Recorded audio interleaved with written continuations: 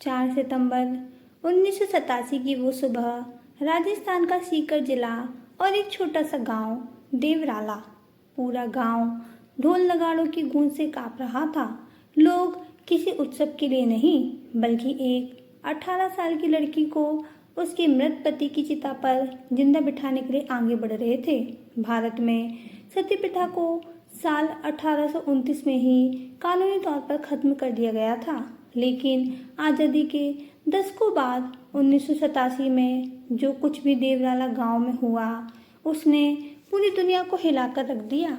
आज हम बात कर रहे हैं रूप कुंवर की, वो लड़की जिसे भारत की आखिरी सती माना जाता है। एक ऐसी कहानी जिसने भारत का सिर शर्म से झुका दिया और जिसके बाद राज्य के मुख्यमंत्री को अपना पद छोड़ना पड़ा। रेगिस्तान की तपती रेत के बीच बसा देवराला गांव वैसे तो शांत था, लेकिन साल 1987 की हवाओं में एक अजीब सा भारीपन था। यह कहानी है 18 साल की रूप कुंवर की। रूप की शादी महज 8 महीने पहले माल सिंह नाम के युवक से बेहद धूमधाम से हुई थी। रूप की आंखों में अभी वैवाहिक जीवन के सपने ठीक से सजे भी नहीं थे। किस्मत का क्रूर खेल देखिए। इन 8 महीनों में रूप ने अपने पति के साथ सिर्फ 20 दिन बिताए थे। वो दोनों अभी तक एक दूसरे को पूरी तरह समझ भी नहीं पाए थे कि 3 सितंबर की वो काली रात आई। माल सिंह के पेट में अचानक एक भयानक दर्द उठा। डॉक्टर को समझ पाते इससे पहले ही माल सिंह ने दम तोड़ दिया। रूप कुंवर महज 18 साल की उम्र में विधवा हो चुकी थी। जैसे ही माल सिंह का सब गांव पहुंचा, रोने पीटने की चीखों के बीच एक सनसनीखेज खबर फैलने लगी। रूप कुंवर सती होने जा रही है। गांव के चौपालों पर बातें शुरू हो गईं।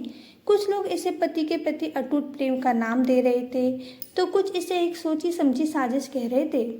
सवाल आज भी जिंदा है, क्या 18 साल की वो मासूम लड़की खुद आग में कूदने को तैयार थी? यह समाज के ठेकेदारों ने उस पर दबाव बनाया था। 4 सितंबर की सुबह सूरज की पहली किरण के साथ रूप कुंवर को एक दुल्हन की तरह सजाया गया। सुर्ख लाल जोड़ा, हाथों में रची मेहंदी और माथे पर चमकती बिंदिया। लेकिन यह कोई शादी का मंडप नहीं, बल्कि शमशान का रास्ता था। हजारों की भीड़ में सती माता की जय के नारे लगा रही थी।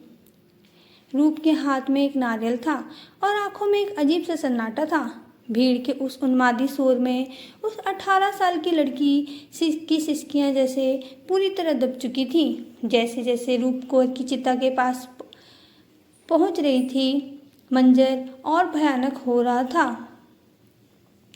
जिस प्रथा को देश ने सालों पहले कुप्रथा कहकर खारिज कर दिया था, वो आज कानून की नाक के नीचे दोबारा दोहराई जा रही थी। रूप कुंवर को उसके पति के शव के साथ चिता पर बैठाया गया और जैसे ही चिता को आग दी गई, ढोल ताशों की आवाज़ को भी तेज कर दिया गया।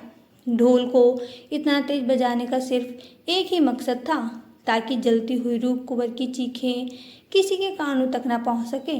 वो चीखें बस उस चिता की लपटों में ही सिमट कर रह गईं। कल्पना कीजिए उस खौफनाक दृश्य की, जहां एक जिंदा हंसती खेलती लड़की को सिर्फ इसलिए आग के हवाले कर दिया गया क्योंकि उसका पति इस दुनिया में नहीं रहा।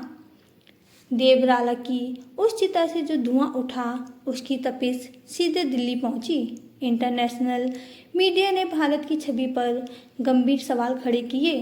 देश भर के महिला संगठन सड़कों पर उतर आए। इस भारी दबाव के कारण राजस्थान के तत्कालीन मुख्यमंत्री हरदीप जोशी को अपनी कुर्सी तक गंवानी पड़ी। चौतरफा घिरी सरकार ने आनन फानन में सख्त कदम उठाया और जन्म हुआ सती रोकथाम अधिनियम 1987 का।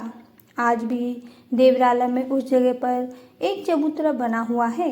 हालांकि कानूनन सती का महिमा मंडल करना या उसकी पूजा करना एक कड़ा अपराध है, लेकिन स्थानीय लोग बताते हैं कि आज भी वहाँ चोरी छिपे लोग अपनी आस्था जताने आते हैं। रूप कुंवर भारत के इतिहास में आखिरी सती के नाम से दर्ज हो गई। आज भी बहुत से लोग यह मानते हैं कि सती प्रथा हिंदू धर्म का हिस्सा थी, लेकिन यह पूरी तरह से गलत है। हिंदू धर्म के किसी भी प्रमाणिक ग्रंथ, वेद या उपनिषद में सती होने का कोई आदेश या जिक्र नहीं है, बल्कि हमारे प्राचीन ग्रंथ ऋग्वेद में तो स्पष्ट रूप से कहा गया है कि यदि किसी स्त्री के पति की मृत्यु हो जाती है तो उसे पुनर्विवाह करना चाहिए और सम्मानपूर्वक जीवन जीना चाहिए। यह कुप्रथा धर्म की नहीं बल्कि समाज के कुछ ठेकेदारों की देन थी। कई बार स्त्रियों को जबरन धतूरा या नशा पिला दिया जाता था ताकि वे विरोध न कर सकें। रूप कंवर की उस चिता ने इतिहास को तो बदल दिया, लेकिन जाते जाते समाज से एक कड़वा सवाल पूछ गई कि उसका कसूर क्या था। क्या सिर्फ यह कि वो एक औरत थी? आप इस पूरी घटना के बारे में क्या सोचते हैं? क्या यह एक जबरन थोपा गया अपराध था या कुछ और? हमें कमेंट्स करके ज़रूर बताएं। साथ ही वीडियो को लाइक और शेयर कर दीजिए। चैनल को अभी तक सब्सक्राइब नहीं किया हो तो चैनल को भी सब्सक्राइब कर दीजिए। Thank you.